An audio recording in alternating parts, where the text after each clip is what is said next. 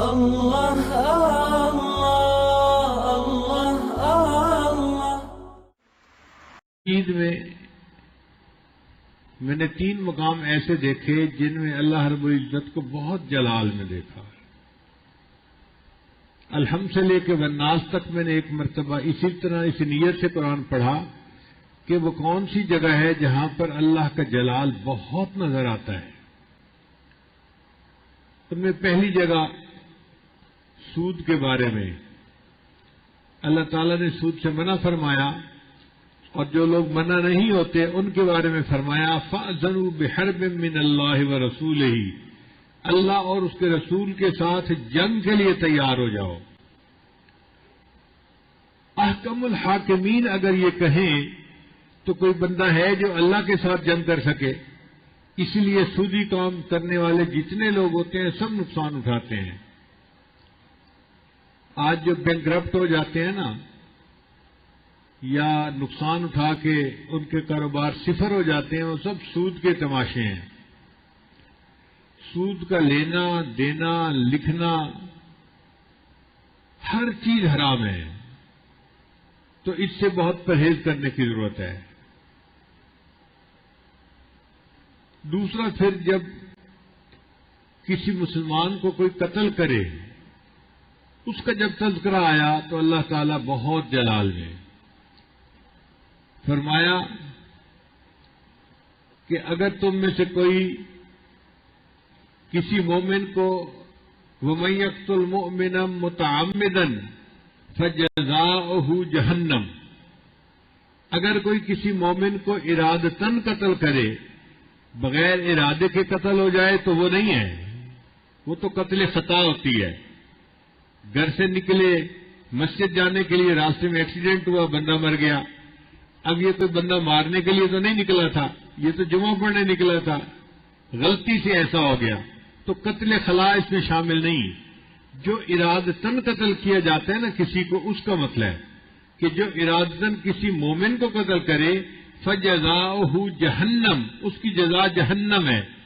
اگر یہاں تک کلام ہوتا تو بہت کافی تھا کہ اللہ تعالیٰ بہت ناراض ہے اور قاتل کو اللہ تعالیٰ جہنم میں ڈالیں گے، مگر ایسے لگتا ہے جیسے غصہ ٹھنڈا نہیں ہوا۔ آگے فرمایا خالدن فیہا،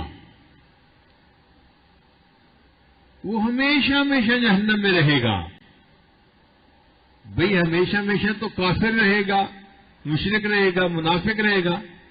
فرمایا کہ مومن کو قتل کرنا اتنا بڑا گناہ ہے، اتنی لمبی سزا ملے گی جیسے ہمیشہ جہنم میں رہے گا۔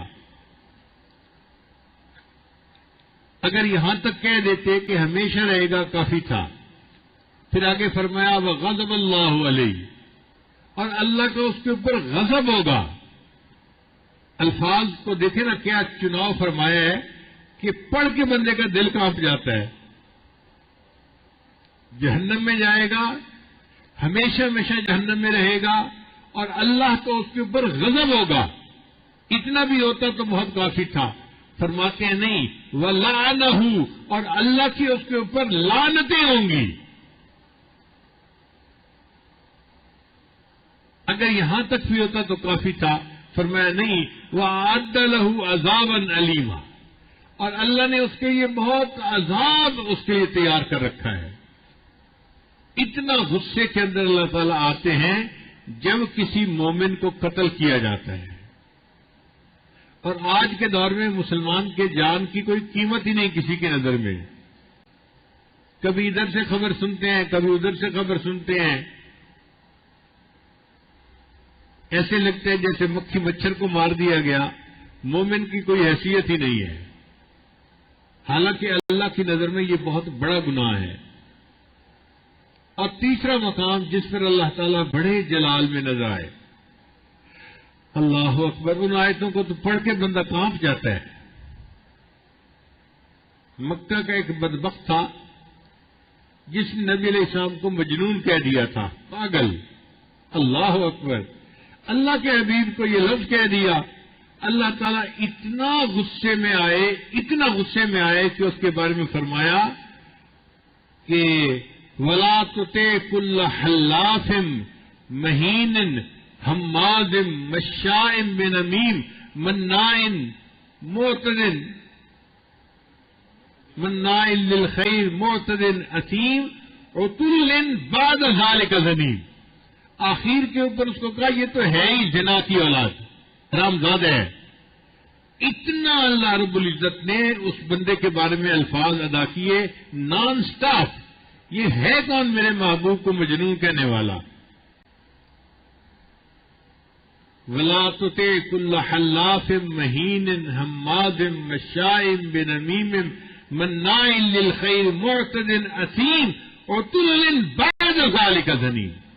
اور آخر پر فرمایا یہ تو ہے ہی زنا کی اولاد جو میرے محبوب کو مجنون کہتا ہے.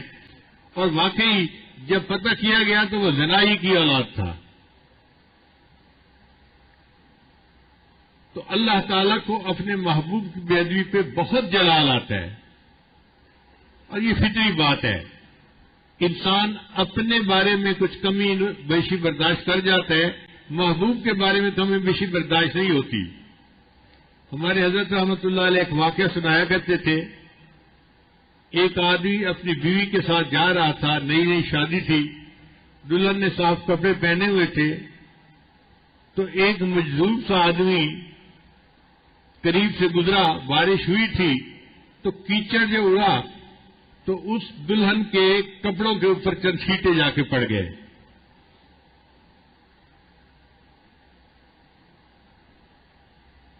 تو دلہن نے غصہ کیا کہ اس بوڑھے نے خیال ہی نہیں رکھا اور میرے کپڑوں پر کیچڑ کے چھینٹے ڈال دیے. اس کے خاوند کو غصہ آیا، اس نے اس مجذوب کے 2-4 تھپڑ لگا دیے. وہ مجذوب خاموشی کے ساتھ آگے چلا گیا. تھوڑی دور کے بعد یہ میاں بیوی جب اپنے گھر پہنچے تو سیڑھیاں چڑھ رہے تھے کہ خاوند کا پاؤں پھسلا اور وہ نیچے گرا، بے ہوش ہو گیا. بیوی نے شور مچا دیا. اس نے کہا کہ مجھے لگتا ہے کہ میرے خاوند نے ایک فقیر کے 2 تھپڑ لگائے تھے، اس نے بد دعا کی جس کی وجہ سے اب میرا خاوند موت و حیات کی کشمکش میں ہے. لوگ اس مجذوب کے پاس آئے اور اسے کہا کہ بھئی آپ نے اس نوجوان کے لیے کیوں بد دعا کی؟ اس نے کہا میں نے تو بد دعا نہیں کی. بھئی تمہاری بد دعا کی وجہ سے ہی تو وہ گرا ہے، بے ہوش پڑا ہے، پتہ نہیں ہوش میں آتا بھی ہے کہ نہیں آتا. اس نے کہا نہیں، بات سمپل سی ہے. اس کو اپنی بیوی سے محبت تھی. جب بیوی پر کیچڑ کے 2 چھینٹے پڑے تو اس کو غصہ آ گیا اور اس نے مجھے 2 تھپڑ لگا دیے. اور اللہ کو مجھ سے محبت تھی. جب اس نے مجھے 2 تھپڑ لگائے تو میرے محب کو بھی غصہ آ گیا، اس نے بھی پھر اس کو موت اور حیات کی کشمکش میں ڈال دیا. تو اللہ الہ الا اللہ لا الہ الا اللہ لا الہ الا اللہ لا الہ الا اللہ لا الہ الا اللہ لا الہ الا